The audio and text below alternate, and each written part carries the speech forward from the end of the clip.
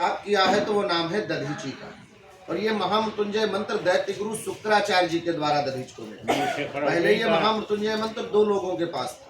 पहला नाम था जमदग्नि और दूसरा नाम था शुक्राचार्य। दधीची ने जब इसका अखंड जाप किया तो भगवान आशुतोष शिव ने प्रसन्न होकर इनकी अस्थियों में वज्र की शक्ति उत्पन्न की और इनके गुरु पद को स्वयं स्वीकार कर लिया। एक समय ऐसा भी आया कि वचन में बंधे हुए भगवान विष्णु देवसेना सहित इस धरा पर युद्ध करने आए। एक राजा छू हुए, उन्होंने वरदान में तपस्या करके यही मांगा कि आप दधीच से युद्ध करें।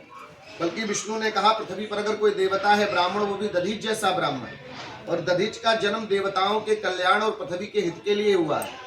तुम बड़े भाग्यशाली हो राजा कि तुम्हारे राज्य में दधीच जैसा तपस्वी तपस्या कर रहा है। बोले नहीं, आपने वरदान दिया है तो मैं यही चाहता हूँ, युद्ध करो। तो भगवान विष्णु देवसेना सहित यहाँ युद्ध करने आए और दधीच के शरीर पर अस्त्र शस्त्र का प्रयोग किया। पर दधीच शरीर में वज्र होने के कारण जैसे लोहा लोहे से कट जाता वैसे वज्र वज्र से निष्फल हो गया। पर जब संध्या का समय आया तो विष्णु लज्जा युक्त हो गए। शर्म लगने लगी कि सुबह से शाम हो गई, दधीच के ऊपर प्रहार कर रहा हूँ, कुछ असर ही नहीं हो रहा। तब दधीच ने कहा कि आप लज्जा मत करो, मैं अपने विराट स्वरूप को धारण कर रहा हूँ, मेरे स्वरूप को आप पहचानो। तो दधीच ने जब विराट रूप लिया तो ब्रह्मा रुद्र और संपूर्ण जगत को विष्णु ने देखा। तब विष्णु ने अपना पद नारायण कवच दिया, ऐसा लिंग पुराण में, जिसके कारण दधीच का नाम हुआ दधीची नारायण। एक समय वृत्रासुर का वर्णन श्रीमद् भागवत के 6ठे स्कंद के 10वें अध्याय में आता है। ये दैत्य जब देवताओं के सम्मुख गया तो देवता जब इसको विशाल काय और भयानक देखे तो उनके पैर कांपने लगे। तो ब्रह्मा भी डर गए, देवता देखकर कांप रहे, पराजित हो जाएंगे। तब उन्होंने इंद्र से कहा, सुनो इंद्र, इस समय पृथ्वी पर दधीची तपस्या कर रहे। इनके पिता का नाम अथर्वा। अथर्व कौन है? अथर्ववेद के प्रणेता, 4 वेदों में एक अथर्ववेद है। और इनके गुरु के पद पर साक्षात शिव है। और शिव का वरदान है कि इनकी अस्थियां वज्र की, और ये दानव केवल वज्र से मारा जाना। बाकी सृष्टि में कोई उपाय नहीं, न मेरे पास, न शिव के पास, न विष्णु के पास। जाओ इनके शरीर का दान करो। जिसके कारण समस्त देवता इस पवित्र भूमि पर आकर के दधीची के शरीर का दान माने। भारत की उस श्रेष्ठ भूमि पर आज का पूर्ण उदय हुआ आपका कि आपको प्राप्त हो रही है जहाँ देवता दान मांगते। भारत की ये श्रेष्ठ भूमि, देवताओं ने जहाँ दान मांगा। दधीची ने कहा, मैं दान दूंगा, पर उससे पहले आकाश पाताल मृत लोक में जितने भी तीर्थ हैं उनका स्नान करो।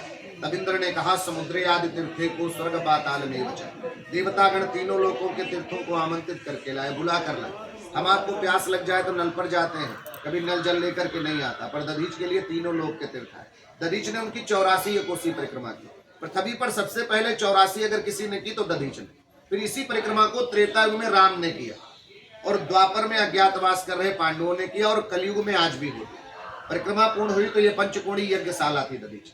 इससे पवित्र भूमि नहीं हो सकती थी। दधीच यहाँ बैठे और तीर्थों ने अभिषेक किया तो ये परम पावन पुनीत तीर्थ हुआ, जिसका नाम मिश्रित। मिश्रित माने मिला हुआ मिक्सचर, पर उपनाम दधीची कुंड। इसका वर्णन 52 पुराण, स्कंद पुराण, महाभारत, ऋग्वेद। ऋग्वेद के अनुसार अगर इस जल को केवल अपने ऊपर प्रोक्षण कर लिया जाए तो इस काया से किए गए जानकर या अनजाने में सारे पाप नष्ट हो जाते। उसके बाद उन्होंने जीवित ही अपने शरीर को दही और नमक लगाकर गऊ से चटा दिया। आज ब्लेड लग जाए तो हम पट्टी करते, पेन किलर खाते, हाय हाय करते। उन्होंने अपार पीड़ा से उनकी हड्डियों से गांडीव, पिनाक, सारंग और वज्र बना। गांडीव से महाभारत विजय हुई, पिनाक सीता स्वयंवर में तोड़ा गया, सारंग विष्णु ने लिया, राम और कृष्ण रूप में उपयोग किया, वज्र का नाम है एकांगी, इंद्र ने लिया, लड़ते हुए महाबली वृत्रासुर को मारा। पर दधीच के प्राण को विष्णु ने हृदय में लिया, वो विष्णुपाद।